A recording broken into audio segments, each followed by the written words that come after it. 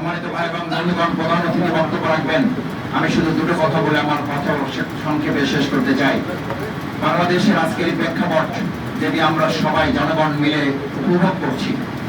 রাজনৈতিক সংস্কৃতিতে সুন্দর একটা পরিবেশ আমরা এখন পাচ্ছি। এই পরিবেশের সাথে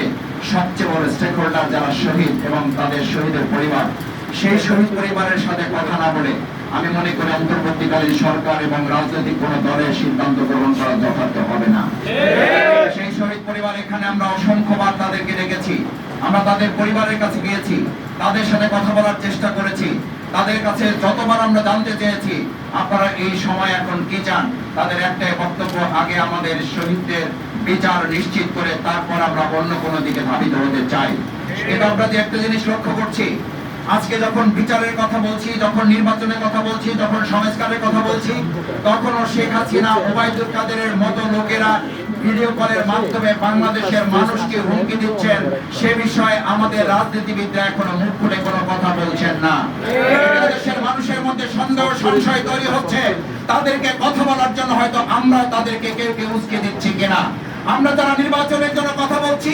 বিচারের জন্য কথা বলছি না, আমরা যারা নির্বাচনের জন্য কথা বলছি, সংস্কারের জন্য কথা বলছি না, এদেশের মানুষের মধ্যে সংশয় তৈরি হয়েছে, শহীদ পরিবারগুলোর মধ্যে সন্দেহের উদ্রেক করেছে যে আমরা হয়তো কেউ কেউ তাদের সাথে যোগ সাজস করে তাদেরকে পুনর্বাসনের জন্য চক্রান্ত করে তাদের সাথে লিপ্ত হতে শুরু করেছে।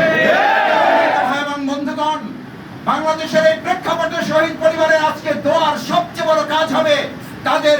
শহীদদের এই গুলি করা যে সমস্ত সন্ত্রাসী, তাদের অধিকাংশদেরকে গ্রেফতার করা যায় নাই, তারা এখনো বাংলাদেশে বিভিন্ন আনাচে অবস্থান করছেন। আমি মনে করি তাদেরকে গ্রেফতার করা, যাদেরকে গ্রেফতার করা হয়েছে এদের মধ্যে প্রায় 250কে ইতিমধ্যে জামিন দেওয়া হয়েছে। আমাদের দেশের জনগণ জানতে চায় তারা কিসের ভিত্তিতে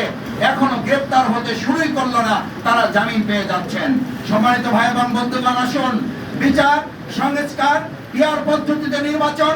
স্থানীয় নির্বাচনের মাধ্যমে বর্তমান সরকারের সক্ষমতা, নাগরিক সুবিধা নির্ধারণ করে এবং আগামী দিনে জাতীয় সংসদ নির্বাচনের সুষ্ঠু লেভেল প্লেইং ফিল্ড তৈরি হয়েছে কিনা তার নিশ্চয়তার জন্য স্থানীয় নির্বাচন নিশ্চিত করার পরেই কেবল আমরা চাই জাতীয় সংসদ নির্বাচন অনুষ্ঠান সুষ্ঠুভাবে লেভেল প্লেইং ফিল্ড, যার